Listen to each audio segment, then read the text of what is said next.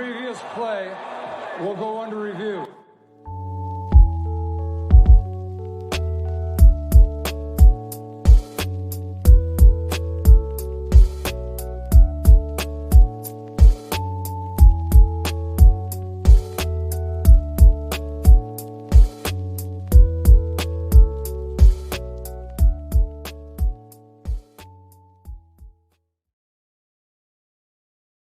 Happy Tuesday, everybody. Thank you so much for tuning into this week's episode of Under Review. My name is Joe DeRosa. You can find me on Twitter /X at @show_DeRosa. Tonight's tagline is Joe Line, simply because I was very impressed with the Buffalo Bills offensive line and wanted to pay kudos to them in the tagline tonight.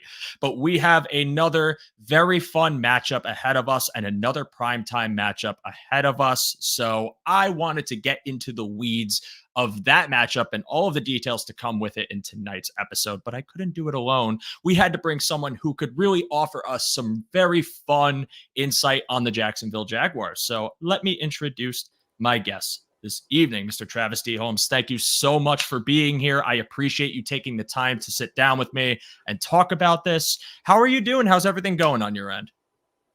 I'm doing well, man. This was more of an off day, we'll say. I'm very happy to be playing on a Monday night. That allows me that one free day earlier in the week to kind of sleep in a little bit. So, yeah, it's a good day for me outside of the fact that the Jaguars have been, making me pull my individual gray hairs out. But we'll get into that.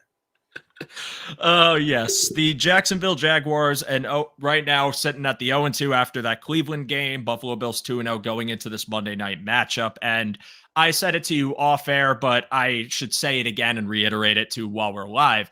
This team has had every chance in my eyes to not be 0-2, rather 2-0. They are a team that, despite their record, I think is still a very tough out for the Buffalo Bills in all facets, whether you want to talk about that very difficult, pesky, penetrative front seven they have on defense, if you want to talk about the explosive weapons they have and the downfield shots they can take. And of course, Bills fans know all too well Travis Etienne and what he can do, especially when he goes to the edges. Just a really tough out that I feel the first two games are indicative in whether it's the record or the, advanced metrics of what they are. And I'm very excited to have you here, Travis, because I think we're going to have a good discussion and really offer just some fun insight on this. But let's start out with just your overview on the Jaguars. I know you alluded to it a little bit in your intro, but I can tell it's going to be a pretty cathartic statement, so I'll give you the floor. But just talk to me as someone who covers the team and is a fan of the team, your perspective of the Jaguars this season so far. And that's the biggest piece, Joe. I'm not just someone who covers the team at BigCatCountry.com, but I'm also a lifelong fan of the team. So I'm getting a little bit of both sides of this, where it's kind of hard to just objectively say, this is what happened, while also just screaming into the void. So this team, as you stated, should be, for all intents and purposes, 2-0. They had Miami on the ropes, literally in the exact situation that you guys had Miami on the ropes on this past Thursday before last, I should say. And they got to the 2-yard line, 3-yard line, and Travis Etienne fumbled the ball to the back of the end zone. Miami ended up recovering it for a touchback, a game that should have been 24-7. Ends up one Tyreek Hill touchdown later for 80 yards, becoming a 7-point game. And now we are in a much different situation.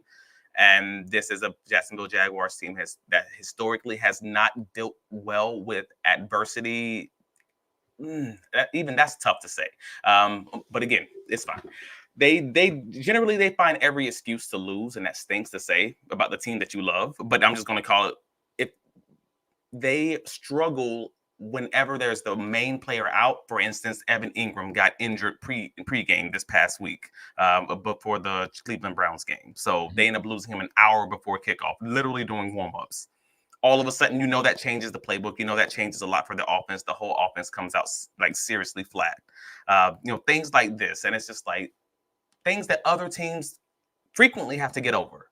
The Jaguars generally struggle to overcome those small, and sometimes even large obstacles. And unfortunately, that's not a great thing that you want to say about any NFL team, because that almost says you just have no backbone, you have no gumption, you have no whatever the word is.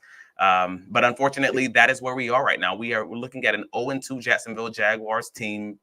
And frankly, if I'm 100% sure if you ask any of the players on the team, they're all going to tell you that it is just shocking to them. And weirdly, it's kind of shocking to me, but at the same time, not. When we talked about this off air right beforehand, you've spoken to a lot of people in the Duval County area, and we all kind of have this same thought process because Jaguars. This is kind of, you just have to assume what can go wrong will go wrong, because this is how the Jacksonville Jaguars historically have gone.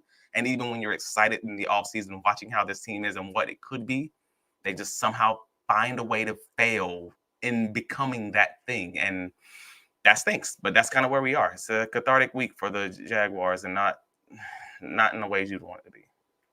And that feels to me kind of indicative of, or I would say more of a summary of the Doug Peterson era so far, right? Like a team that shows these flashes of basically being a contender, right? Like those games where Lawrence is decisive, airing it down the field, they're able to run on you and just beat you in a million ways. Defense makes key plays, and all of a sudden you're talking about, wow, we really got to watch out. This team is tremendously difficult to deal with.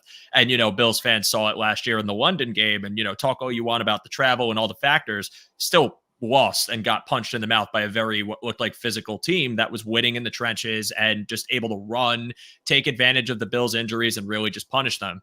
And that's a team that, you think you see eventually. Somehow, though, it kind of slips, and you're wondering, well, what happened? And how did a team that was, I believe at some point 6-2 last year, and then eventually going 9-8, if I have that correct?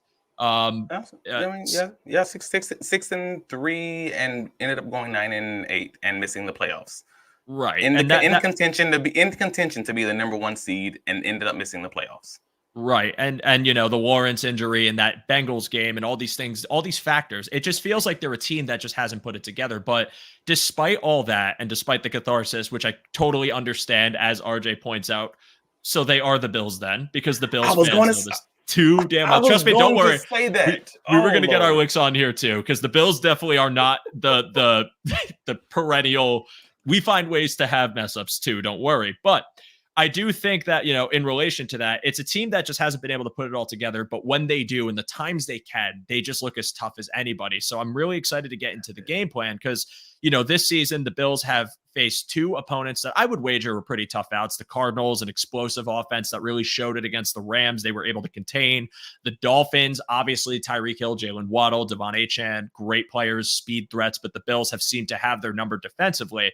But it doesn't take a break. And to me, this really just feels like the most significant matchup so far, because the Jaguars, again, despite their record, have a myriad of ways they could still beat you. And then they have with some of these key members of their roster in years past. So let's get into just starting out with the Jaguars offense going into the Bills defense. And in the notes, I talked about the issues, but really just the fact that they seem to have their drives where they can move down the field, but not particularly finish, and then times where they could stall out. And I feel like there are a few factors that I could point to, but very curious about really your perspective of the Jaguars offense going into this game against the Bills defense.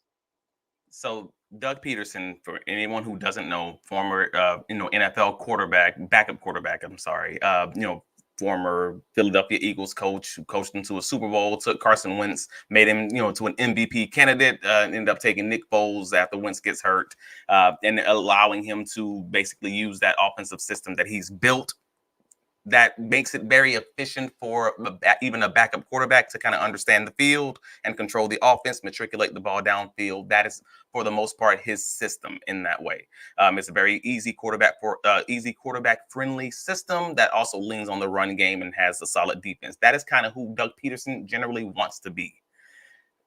When you made the comment about, the inefficiencies in the red zone, inefficiencies when you get into those third down scenarios, that is sort of the way that the offense is created.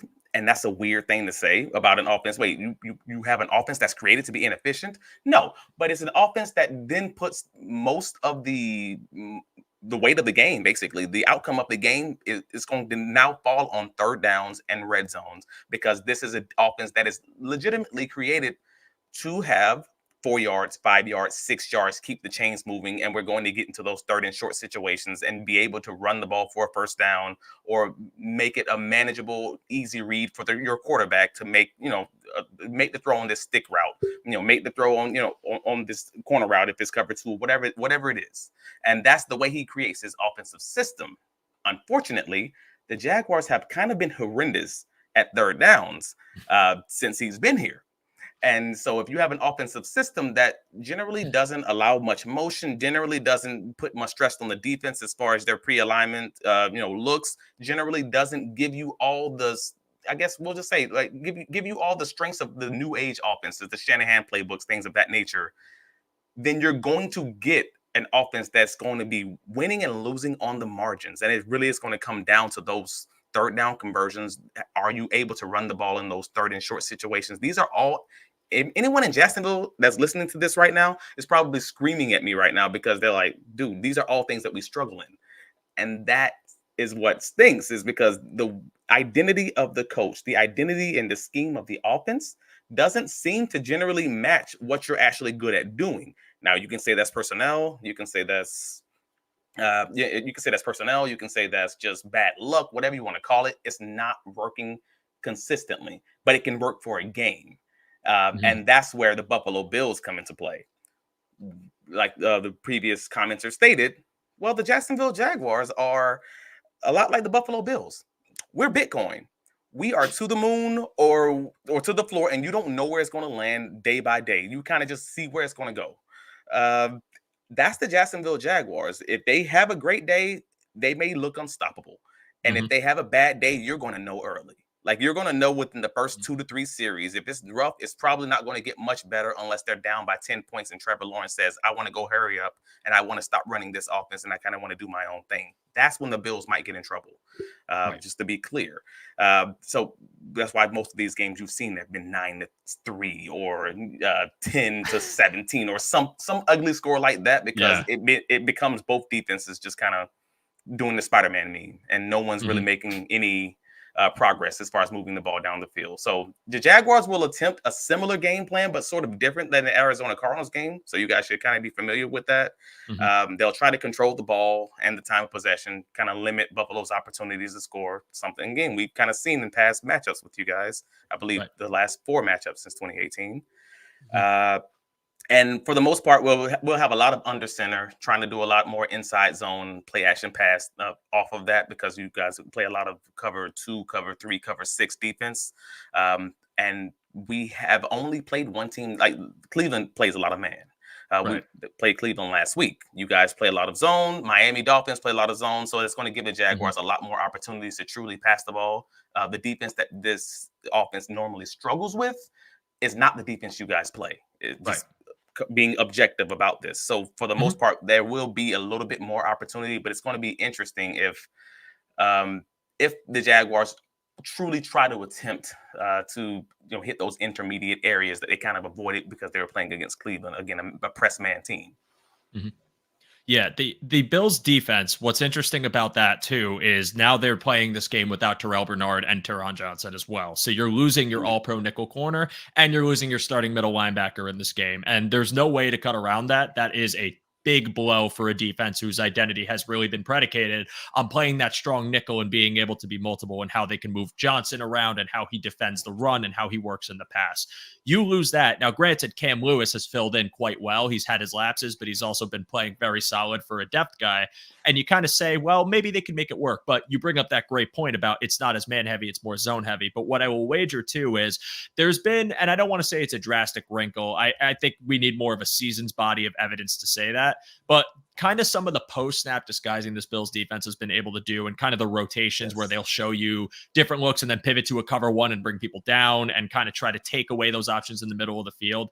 I feel like the game is really going to be played by the Bills defense lying in its 4-man pressures paired with post-snap coverage disguising and trying to bait Trevor Lawrence into maybe making a mistake, or maybe, and kind of where I see this matchup really being kind of the crux for the Bills defense and where they can win it, hitting home with those 4-man pressures against an O-line that struggled with its pass blocking and trying to rush Trevor Lawrence into not being decisive, into not being able to pick apart the zone, and to maybe saying, hey, we'll try to keep you heavy on one side because maybe we'll offer you the left visually, but as soon as you try to take that throw, we take it away from you, or we drop someone in, which the Bills can do. But also, going into that a little deeper, I just find that this Bills team, with their 4-man pressures and the fact that they've been able to kind of cover well with the depth that they filled in, is one that I have a lot of confidence in this matchup, mainly because, again, I find that their the Jaguars offense, when you talk about that 3-down kind of style that they play too, this defense kind of predicates itself on, it's an old cliche, but bend don't break. They're kind of willing to let you get to the lines, and I see you rubbing your hands, I know, because that's kind of like, that might make for a bad time against Trevor Lawrence. What you want to do, what your defensive scheme wants the offense to do, is exactly what the offense wants to do. So that makes it just a weird little matchup. It does. But at the same time, when you talk about a Jaguars offense that has difficulty closing and kind of getting to the red zone and finishing, that's where the Bills defense finds its strength. That's where it tightens up, because they play very well in that part of the field. So to me, it almost seems like we're going to see a lot of air yards from Trevor Lawrence and from this Jaguars offense, rightfully so. And again, like the way they construct it, why would you not? Especially if Ingram could play and do some damage in the middle of the field. But really, I think for the Bills, considering how they have kind of defended them in the past, I see it as they'd be willing to give up those yards, but try to bear down and get the Jaguars to make that mistake. And again, probably try to just bait Trevor Lawrence into throwing into a bad spot because they give him the look and then change the look post snap. So it's a matchup that I think is going to be really fun, exciting, and kind of piss a lot of Bills fans off, because last year in London, you saw that, right? And again, like, even though there's no Calvin Ridley this time, there's a Brian Thomas Jr. who I would wager is emerging as a star in this league. And I had my doubts about him in the pre-draft process. I've said it. I think he's doing exceptionally well for you guys so far. I think that he's an absolute threat, especially if you run him up the seam. So many things that you can do with a player like that. And of course, Gabe Davis, who you signed in the offseason, who, while there's been controversy in Bills fandom about his as a threat of as a deep threat, I still think is very viable, and also a very good blocker that I think can help you when you're talking about ETN, maybe running to his right or left and trying to get some of these boundary runs and really take advantage of the Bills' weakness, which I think is just sealing the edges well. And I'm not talking about their their D end specifically, but they tend to get burned by a lot of speed on the outside. So that's going to be a matchup I'm excited to watch, but just curious if you have any final thoughts before we pivot to the opposite side. Well, to your point, Gabe Davis, they've been using him a lot in the run game to try to help run, on those outside zones or get in those crack sweeps scenarios. I'll honestly say I have been underwhelmed the last 2 weeks from Gabe Davis's blocking. And I only say that because I know he's a dominant blocker from what I've seen in practice, from what I've seen in joint practices and things of that nature. So I am not saying that I am underwhelmed by the performance overall. I've been underwhelmed in the performances when the lights came on in those two situations. However, there's a 17-game sample size that we'll have to look at the end of the season, because I am a Gabe Davis fan. I went to UCF just like Gabe Davis. Nice. We are. I will acknowledge my bias, and I am okay with that. But all that to say, no. Yeah, Gabe's good. He's going to be good in the intermediate areas. We're not using him in the same ways that Buffalo used him. He's going to be that guy when they run that play action, they fake it to ETN or they fake it to Tank Bigsby. He's going to be that guy that's 20 yards down the field running that dig across the inside and just trying to eat in the middle, sort of like what Christian Kirk would also do frequently. So it's going to be a very interesting thing. I think he's going to be a good fit for Jacksonville. Again, he just has some rough run fits as far as, making sure he's staying on the defensive end. One of the incompletions in this game ended up happening because they had him one-on-one blocking a defensive end. Some people might not like that. They think that's a terrible idea. Yeah, it's not a great idea. So I have to give him some leeway on that. Like, I know that's not a great situation, but nevertheless, there's just been a few plays that I would wish they would be done a little bit better. So I'm looking for more from Gabe, because again, I am a fan and I am biased in my support of him, but I still want to see it on tape. Totally get it. But overall, this game, as far as the Jaguars offense is concerned, it's truly going to come down to whether or not they're going to be able to run the ball inside, because that's what they want to do. That's kind of who they want to be, and just to have that play action come off of that. And can Buffalo take away those intermediate throws off that play action? Because again, if that's what Jacksonville wants to be, then that's what you're going to have to do to truly limit them. Yeah, and so far this season, they're 5th in play action rate. So go figure that you're facing an offense that's really going to keep a defense on its heels, because you have to guess really at the point of attack if they're handing it off, if they're trying to hand it off on the interior, if Trevor's going to air it down. What I will say, and this is kind of where I want to take this to on the final note on the offense, the Jaguars offense, is to be able to obviously achieve that even with a deep drop is good protection. And that seems to be a big part of the Jaguars' lapses has been in protection. And there were numerous times in that Browns game against that very good Cleveland Browns front where just the protection did not hold up. Things got blown up at the line of scrimmage. Again, Trevor Lawrence gets rushed and isn't throwing a clean ball. I mean, just before we pivot to the next topic, a little more insight on the Jaguars' offensive line and whether you feel that it can be, revised, get better as the season goes on, or if you think this is just a problem that is going to be lingering as the year goes. So if you were to ask the players, they will tell you that they need at least 2 to 3 weeks into the regular season to get the run fits right, to get the passing protections, and to fully get the cohesion going and understand what all these guys are doing together. Since they had one game, 2 series of one game in the preseason together, due to injuries, due to guys being in and out the lineup, whatever it may be, like being held out of a certain game. So there are some issues there as far as the run blocking are concerned. But at the end of the day, if you're a fan, you don't care about any of that. It just sounds like an excuse. At the end of the day, this is a lot of guys who are very inconsistent individually playing together inconsistently. And it's never the same guy every single play that's struggling. It's this one guy who tripped over this other guy, or the running back who trips the offensive tackle and he falls back and hits his head on the ground. And now you have a free rusher at the quarterback. It's the center. All of a sudden he's pulling the wrong way, and now all of a sudden we have again a free rusher to the center, or you have the guard getting knocked on his behind. It's never the same one, but it's so consistently inconsistent that it's maddening. And that's where if you catch them on the right day and they all bring it all together, the Jaguars offensive line can probably be good, because across the board, they're not consistently bad. It's just they're never good at the same time. How about that? So do I have the confidence in them? I've seen them play well. I've physically, with my own eyes, I've seen them joint practice, like they've done well, and then you just can't see them get it right on Sunday. And that's the part that I don't know what to take from. But at the end of the day, the game is what it is. And this Buffalo Bills defensive front is not something to joke with.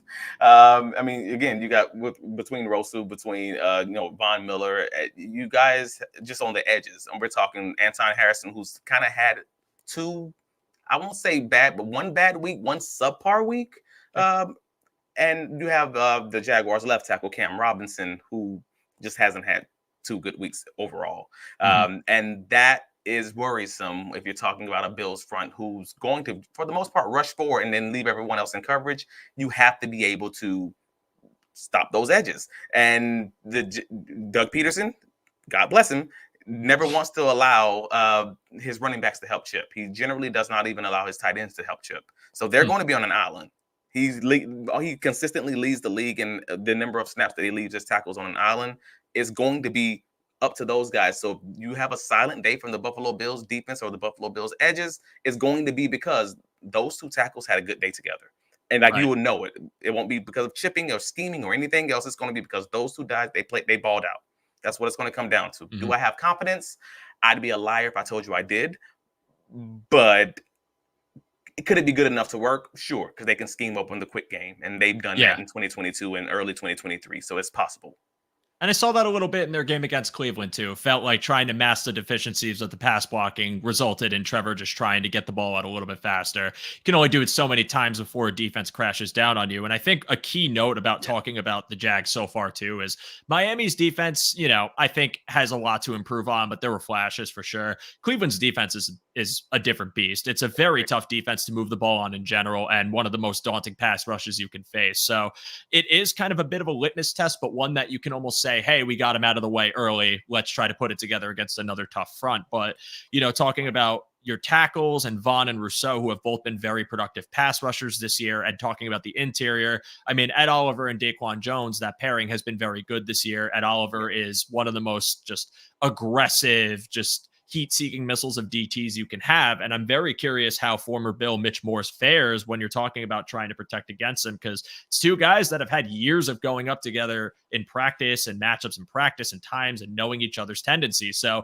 who wins that chess match too? How do they play each other? And that's really going to be a ton of fun. So that's a matchup I think to me is probably the biggest one when you talk offense versus defense, Jags offense, Bills defense. But let's flip it around now. Let's head over to the Jaguars defenses for the sorry, I'm stuttering so much, versus the Buffalo Bills offense. And really, again, a front seven for the Jags that I think flies to the ball. They can get pressure. I know they were second in pressures, quarterback pressures this week, even though the metrics, again, don't show it. That defense, I think, is playing at a level that can beat anybody. So please, I'm so curious to hear your perspective on them, especially in this matchup. So as down as you heard me be about the Jaguars offense versus this Bills defense is as high as you're going to hear me talk about this Jaguars defense versus this Bills offense. And you know, the NFL is a week by week league, not because it's just these guys become bipolar or schizo, whatever. It's because it's a matchup by matchup league. Different schemes, different strengths, different weaknesses of teams, etc. This Jacksonville Jaguars defense under Ryan Nielsen, they're really good, but there's one question mark that just sticks out like a sore thumb, and it showed itself in the Cleveland Browns early portions of the game, the first half of the game, is do they have a dedicated run stopper? Do they have someone who is truly able to stop the run on that middle, in that inside? Because Eric Armstead from the 49ers, free agent from the 49ers who came over, he's only playing, even this past week, 47% of the snaps. He was at 44% in week one, and they're slowly trying to amp it up. But in reality, it's basically his 50% best case scenario. And that is the only, I guess, chink in the armor, I would say, for this Jacksonville Jaguars defense is who's going to show up, and are you going to be able to stop the run early in the game? Because after halftime, after getting told what they needed to do, after getting cursed out, after whatever happened, being spanked in the locker room, they came out and just did nothing different defensively, but were able to stop the run because it just felt like guys needed to snap out of it and just dig in and get it done. So across the board, even losing cornerback Tyson Campbell, even losing Darnell Savage, safety, last week because he had a quad injury on Thursday. The hope is that he'd be able to play. Tyson Campbell obviously will be out since he was placed on IR. There is some of that going on, but nevertheless, Monteric Brown, what I think he's a second-year corner, stepped in and played ridiculously well. 11 tackles, pass breakup. I mean, he just played like a dog. He played really well. So I'm looking forward to seeing that, because it's not like the Bills have like that one dedicated number one, elite wide receiver that you'll have to worry about. So I think that this will still kind of matchup by matchup work well for the Jaguars defense, as far as still being able to play your match coverages, your man coverages in the background, while trying to dedicate more to that run game and trying to just get Josh Allen on the ground. So it's going to be interesting, but Josh Allen played like an MVP candidate last week, and it stinks that he won't get that recognition that's deserved, because he was a man on fire throughout that Cleveland Browns game. But again, losing effort, no one's going to talk about you. That's kind of how it goes. But yeah, it's still the Hines Allen versus the Allen matchup still lives. But it does. That one. It does, and it haunts all of us. It's just and listen, I feel like he's probably, I would call him on the underrated tier, and people acknowledge him as one of the premier pass rushers, but I feel like he doesn't get enough credit for how good he is. Right. He is a phenomenal pass rusher. He's a hunter, and I think he can beat anybody, especially if it's one-on-one. Even if you try to chip him, he's just so good at staying on his feet, so good at using his hands, like all these different things that you want. He has it, and he's presented a matchup problem for the Bills anytime that they've faced him, and to a point where he's someone that I think they probably plan on centering their, at least in pass protection, their game plan around, trying to keep Josh Allen on his feet, but trying to not let it happen from Joshua Hines Allen, who seems to just have a different level, a different gear when he plays the Buffalo Bills. It truly is something that I watch him and I'm like, I'm terrified of this guy. But yeah, I think with the Bills offense, really, they've had 2 weeks that I would say, even though we knew this team was going to be a bit more reliant on the run, were kind of surprising in how much they relied on it. And, the Bills offense week one, they go up against against Arizona. It's a poor rushing defense from the year prior. They didn't make the greatest improvements to their front seven. So you're thinking like, we could take this out. We could do well. And they did until they had to pivot and they were able to start moving the ball down the field. Against Miami, again, never really that much pressure to abandon the run because it was working. They were getting turnovers, short fields, so everything just seemed to be in the favor of running the ball. That's what they did. I think they currently right now, if I have it right, the Buffalo Bills offense, I had the rate written down and I lost it, silly me, but they were one of the lowest passing rates in the league so far. So to me, it's almost like, how, when you have Josh Allen, but this is just kind of what you were able to do in a game plan that worked. But why I say this is the biggest test goes beyond just the Jags offense, but really that matchup with the front seven, that interior with adding Eric Armstead and what he can do, obviously the edges who are stubborn, and then talking about your linebackers who I think have played well, especially against the run. Cleveland got their punches. Every team does in certain games, but ultimately played a really tight, tough game. Yes. And also a pass rush that had Deshaun Watson running for his life half of the game. Like legitimately, it felt like half of that game I saw Deshaun Watson leaving the pocket, having to make plays on the run, trying to get the ball downfield in kind of drastic off-script ways. Whereas it feels like Josh Allen, that could be a similar problem, although I think that this pass pro is probably going to be a little bit better in this sense. They've held up well. They've been very good, very efficient, but that's where this matchup is to me. And really, if this Bills rushing attack is able to get any penetration on the Jags front seven, how they want to move it. And more importantly, how multiple do they want to be? What types of looks are they going to give you? Are they trying to get creative this week and maybe do some more tight end out of the backfield usage, maybe even some 21 personnel, things that Joe Brady has done from time to time, maybe some motions to try and get more favorable blocking sides and get their runners just some more protection up front and get more movement? Because I think what this Bills offense really tries to do, kind of antithesis to what you were talking about with the Jags offense before. And it's not to say they don't end up in third downs, but a team that wants to actually just make these down and distances short, really getting to second down and trying to be efficient on their run or at their very first pass. I mean, you saw it last week against Miami, those early swings to Dalton Kincaid that are getting you about 5 to 6 yards a pop. 2nd and 4 becomes a lot easier. But again, even with that, where I get some concern is if you're talking about a Jaguars defense, even missing one of their best corners, even potentially having an injured safety that's manning you up, can they beat it? And I think that's really the lingering question and biggest thing that the Bills will have to answer, because for all the praise they've received, it feels like to me they haven't had to deal too much with like really sticky, stingy man coverage that they're going to have to beat consistently throughout a game. And that's where we're going to see where this happens. But what I will say is Dalton Kincaid, I think, is a very solid, fluid route runner. Even in man, I think he's going to find ways to break open. I think when you talk about maybe the Bills shifting to more 12 personnel, having Dawson Knox on the field at the same time, and maybe giving him a favorable matchup. But Keon Coleman, even if he isn't the greatest separator, to me feels like he doesn't need that much separation to make a catch, to really get down the field and to really stretch your corners. So if the Bills are able to do this and however they want to show it pre to post snap and win in those man situations, I think that is going to stress the Jaguars a bit. I think that is going to favor everything. And then the second that you have to pivot to how you're defending, maybe if they're able to get some runs because they're playing tight coverage, that's when I think the Bills could take advantage. But that's the biggest thing I think they're going to have to answer, and we're just going to have to see if they do it. So any final thoughts on this? So your concerns and my concerns, I think, are hilarious. Just to be clear, I do. I think it's hilarious because I believe that the game will end up being this dogfight of a game that you really don't want to have. No one wants to have those types of games. You want your team to blow out, to be winning up 30 at the half, and to keep this party going. But no, I do see it as that dogfight scenario. And seeing as this is a Jacksonville Jaguars defense that's going to play that Ryan Nielsen, Atlanta Falcons, New Orleans Saints, sticky man coverage that's just going to try to confuse you in these various situations, because it's not just regular cover one. It's always these different match coverages. They're going to try to make you read it, but also still be all up on your receivers. And you guys don't generally have the burners in that way. I mean, you have the faster guys, maybe, Shakir or something along the quicker guys, but you don't like MVS or Curtis Samuel. Right. Curtis Samuel, what did he get? Like 2 catches last week? Yeah, there's theory that he might not have fully recovered from a turf toe yet, and he might be slow. But I also think I still think they're just waiting to ramp him up. I don't think it's 100% the toe.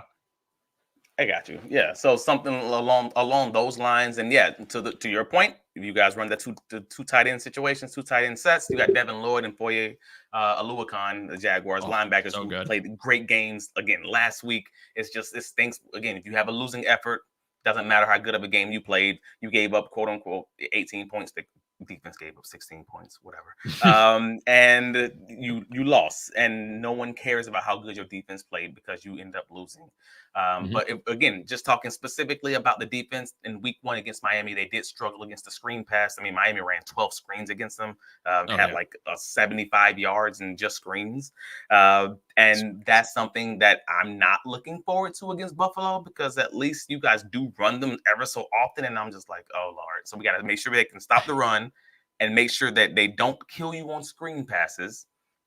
Those are my main primary concerns for this Jaguars defense, because I'm actually weirdly less concerned about the passing game. I do feel like Josh Allen is going to get his throws because he is.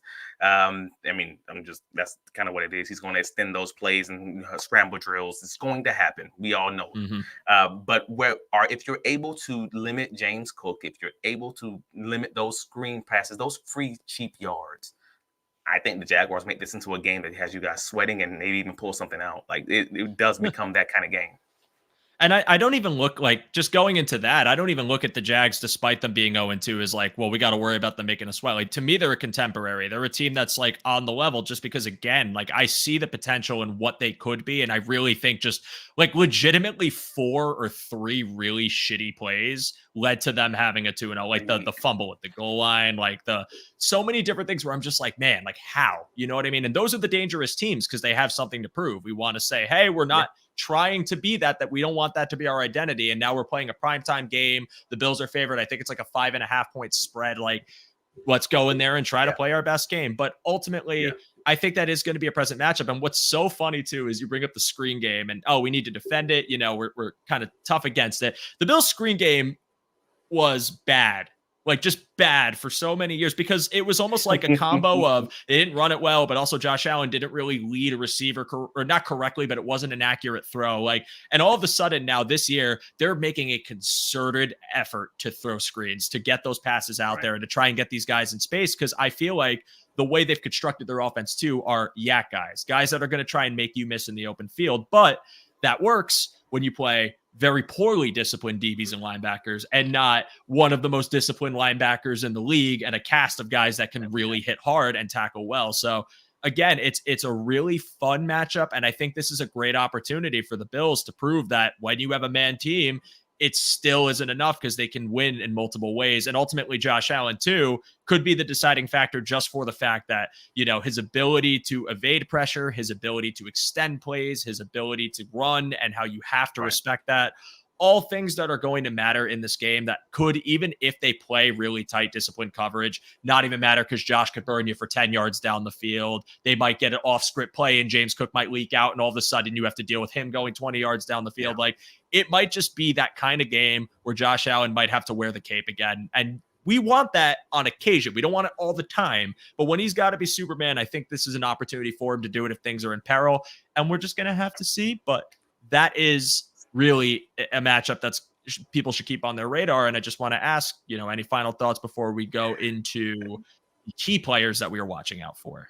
I swear I laugh when I hear you talking, because it just sounds like you're just talking about the Jaguars. You're just talking about the Bills. And it makes me laugh. Like, these are real conversations that I'm having with my group chat, or I'm having in different groups all the time. You're like, hey, maybe Trevor Lawrence is just going to have to put the team on his back and just whenever you see if you think of a game, a game that the Jacksonville Jaguars won in your mind, that's not a game against the Bills, just anyone else. It's probably a game that they were down by double digits. Just any game. You think of any game that they won, it was a game that they were down by double digits, that all of a sudden you saw Trevor Lawrence running a hurry-up offense. He's calling the plays from the line of scrimmage, and they're just dominating, coming back, because he's not having to think. He's not listening to the headset. He's not getting the play from the sideline. He's just being a guy on a football field, just controlling this offense and moving it down the field.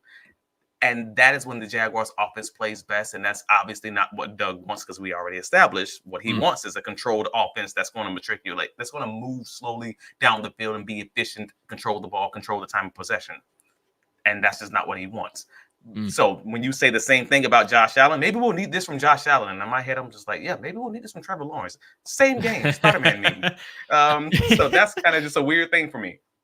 Yeah, even though we're in the AFC, united by pain. Even if we're facing off in this Monday night game, united by pain. Yeah. We've both lived through some painful moments. Obviously, you've gotten the better of us in 2 straight matchups. But when I watch Trevor Lawrence, and I said this to you before we went live, I think he gets a rough shake. And there are some things that support that he could be better than where he was for a first overall pick. Absolutely. Yes. Whether it's talking about some of the fourth quarter metrics that have come out, the turnovers, things that he can absolutely clean up. But I've also seen Trevor Lawrence play and place some insane passes. And I just think a lot about that icing throw to Calvin Ridley last year. Granted, Micah Hyde was in coverage, and Micah Hyde definitely wasn't showing his age with the speed. And he's never been that fast to begin with, but it was tough.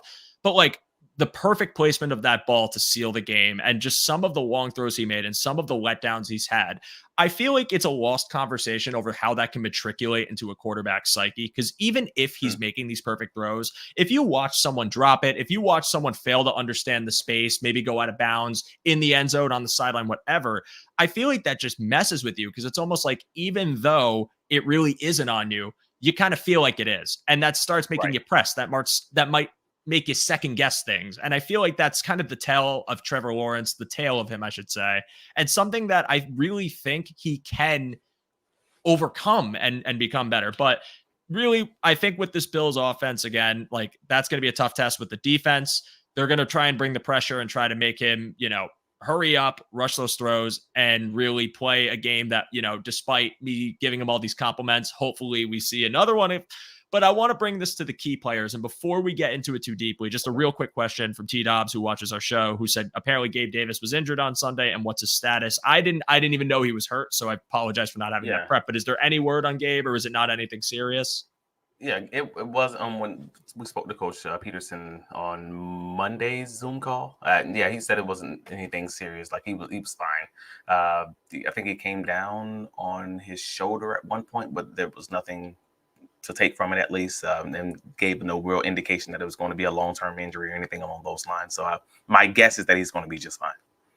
Gotcha. Yeah. I mean, a homecoming for him. I definitely think even if he wasn't 100%, he's not going to try and miss this game. He wants to go back to Buffalo and try to prove it. We're going to try and stop him. But key players, and, I made this a little bit vague, but you could talk about Jaguars key players, even guys you're watching on the Bills side that you just are really paying attention to and think could be very impactful in this game.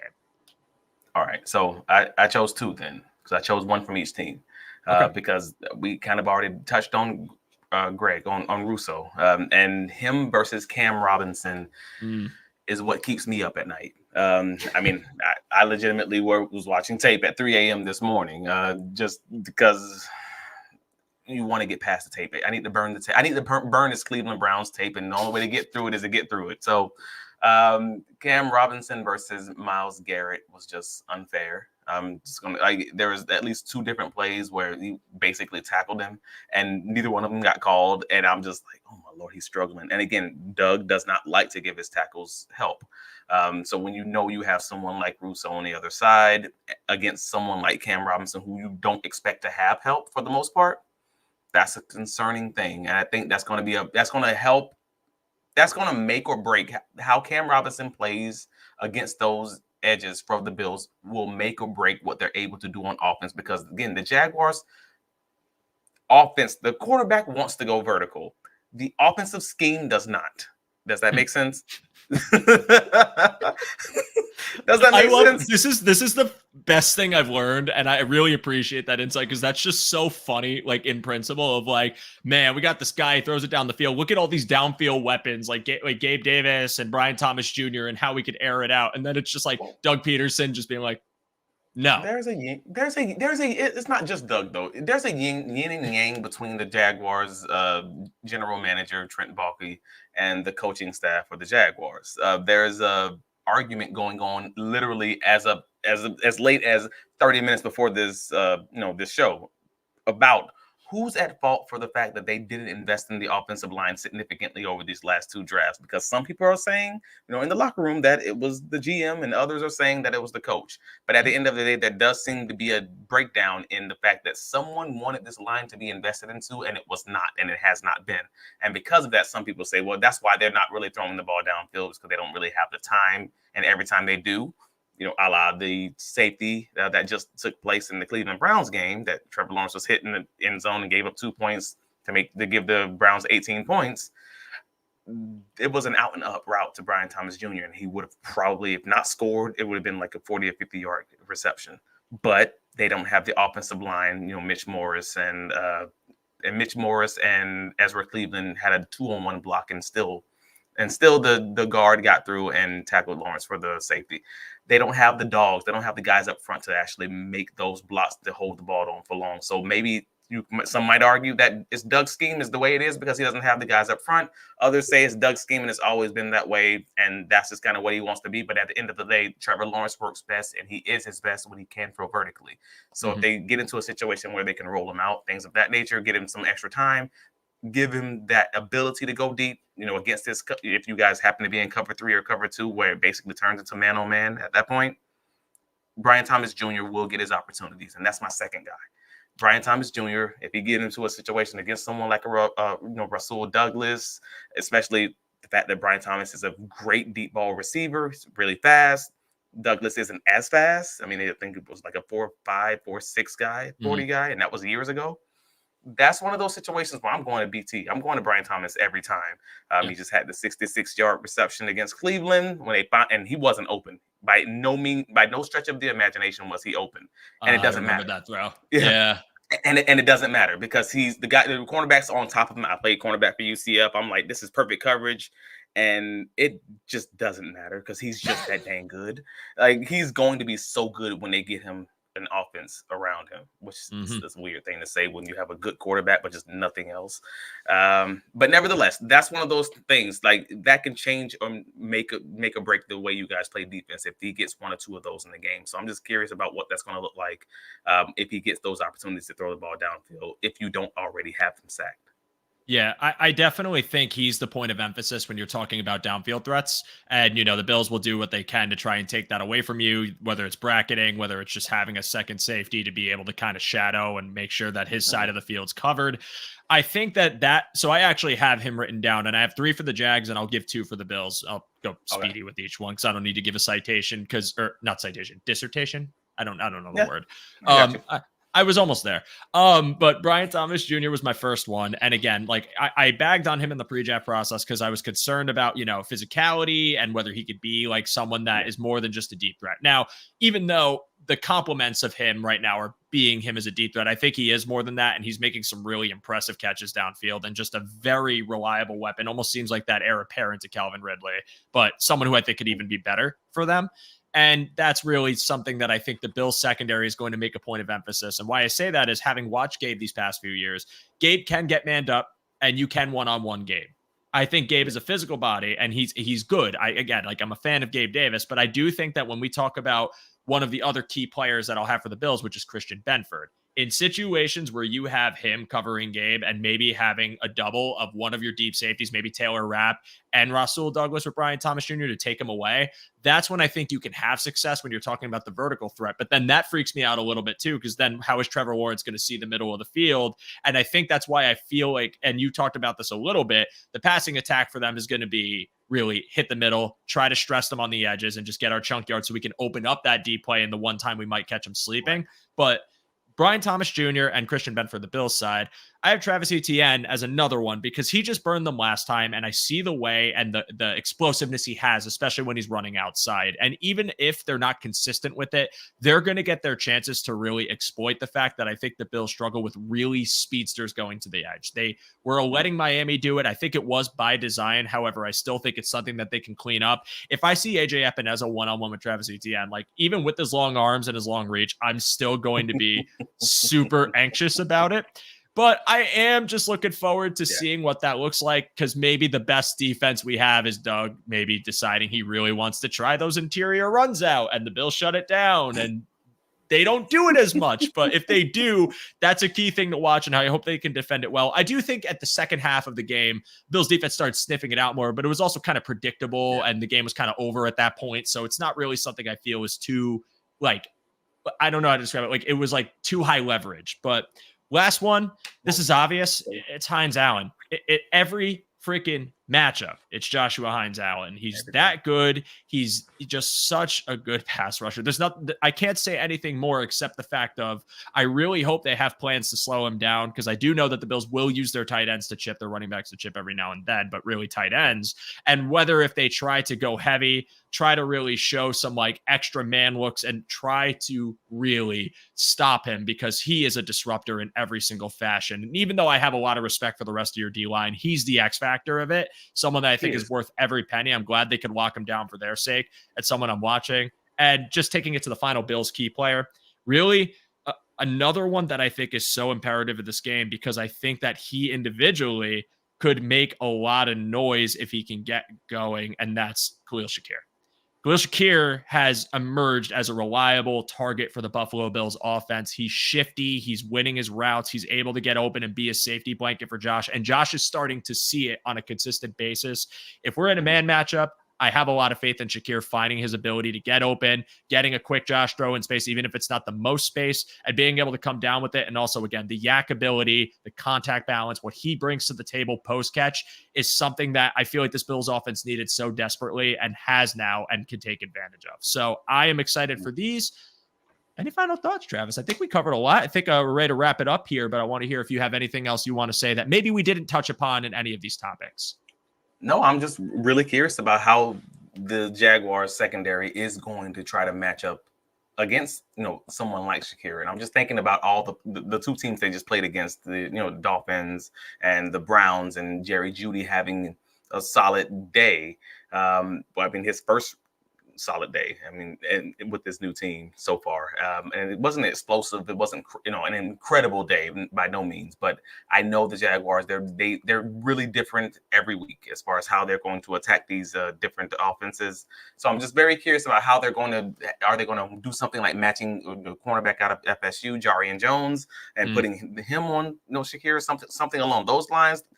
Ryan Nielsen likes to play nickel and dime a lot, even without Tyson Campbell in the lineup. They're still just putting their other rookie cornerback, DeAndre Prince, on the field.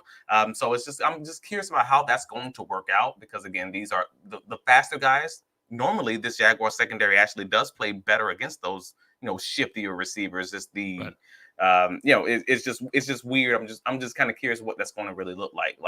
Amari Cooper had a very quiet game this past week, so it should be interesting. Too.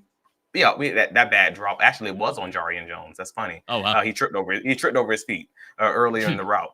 But nevertheless, it's going to be really interesting, and I'm really curious about what how this matchup kind of just breaks down, because there's going to be a lot of chess match. It's going to be the dogfight, and I do think it's going to end up being very close for this Jaguars team versus this Bills, as it always is. If you're not pulling your hair out, you're probably not watching the right game. Right. And these two always play each other tough. And I think that stems even beyond the Josh Allen era. These are two teams that anytime they faced each other always feels like it's a slugfest. I don't know why. I really don't. Some things just are universal, constants. And this to me, Bills Jags. It's the old AFC North. The Jaguars have the Jaguars have a winning record against the AFC North, and that's why. It is just that for whatever reason, we just play those types of teams well in that style of football. And because the Bills kind of also play that same style of football, it just matches that we play you guys well. Always. And it's always tough, and it's always a big pain in the ass. There's no team that should have me shouting expletives at 9 a.m. until last year when I was watching that London game. And that was just an infuriating matchup through and through, beyond just the injuries. But listen, I've said it so many times, I'll continue to say it. That Jaguars team, I think, is going to be tough. 0-2 is not a true 0-2 in my eyes, but you got to win those games. If those opportunistic moments come for the Bills defense where maybe the Jags are kind of tripping over themselves a little bit, I think they can pull it out. But those matchups that we talked about, I think they're going to be imperative. And, one final thing too, I should give it a little nod too, because if we're talking backup nickel and maybe not the go-to guy, but someone who's playing well, I am curious how Dalton Kincaid does in this game too, because again, I lauded Kincaid's ability before, but Kincaid hasn't really gotten going yet. And I feel like they're waiting to try and unleash him, and they haven't gotten their chance. And maybe this might be their opportunity with some extra prep. So that's another player I'll call out. But really, I got nothing else to say. I'm pumped for this matchup, Travis. I know it's been tough times over there, Duval, but you got a team that I think is going to be quite competitive for this season, and I'm looking forward to it. But I really appreciate you being here, man. This was an awesome episode, and your insight, perspective are so greatly appreciated and welcomed. Anytime we want to talk Bills Jags on here, maybe playoffs down the line, who knows? I will give you the floor now to plug whatever you have going on, whatever you want to say, where the people can find you and learn more about the Jacksonville Jaguars. Well, I mean, first of all, yes, you can find me on bigcatcountry.com. All my writings covering the Jacksonville Jaguars, post-game write-ups, practice reports, etc. Also do after the game is over, I give them a data dump, we'll call it, of all of my thoughts, murmurs, all the crazy things going through my head at 2:00 in the morning after watching the game a second and third time. Just write all my notes from the game and everything that I saw in the individual players, because why not? But also, you can find me on all the socials, Travis D. Holmes. We have the Jacksonville Jaguars, the Duval Dive. It's a Jaguars podcast. You can like us, subscribe on YouTube. Myself and my co-host Kyle, the student of the game, Nash, with Fans First Sports Network. And yeah, that for the most part, I have a smorgasbord of other podcasts that I'm doing all throughout the week. But definitely just hit me up on the socials. I'm always willing to talk some Jazz football, and I'm also willing to talk some Bills football. Just I promise you, I won't down you guys. I'm actually in spaces with a few media creators in the Bills just to hear what guys are thinking. I pop in just for the sake of it, not to talk trash. Mm-hmm. Honestly, that's how I think, because it was during the summer, like a few weeks back, you joined when I was in, and I loved hearing you. And I was like, man, this guy knows his shit. And I like learned more about you when I followed you. And I really again, I'm excited for this matchup, but really talking about this and learning more, I learned a lot just from hearing you. So I really appreciate it, man. Everyone in our chat, please feel free to check out Travis's work. Follow him on Twitter. It's very well worth your time. I followed him now for probably about a month, and I very much enjoy it, especially post-Jags games, because usually I'll go on Twitter and I'll just see a lot of pretty much kind of like what you said in the beginning of the show when you were describing the team in tweet form. So listen, best of luck to the Jags, but I'm rooting for the Bills in this one. But listen, no matter what, you are welcome to come back on the show anytime. And once again, thank you. I appreciate you. This was awesome. And everybody, that's going to be our show tonight. I appreciate all of you joining. If you are interested in subscribing to the Cover One Premium Pass, becoming a One Pass member, check out the description. The link for the One Pass sign up is in that description. And we have some exciting partnerships, including TSE Buffalo and 26 Shirts. And we are launching some awesome things with them. So feel free to follow 26 Shirts and check out what we got going on with them. But for me, my name is Joe DeRosa. You can find me on Twitter /X @_show_DeRosa. I will say Joe revoir because we are saying goodbye. Have a great Tuesday evening. Enjoy the rest of your week. We will see how this matchup goes. And as always, go Bills. See you next.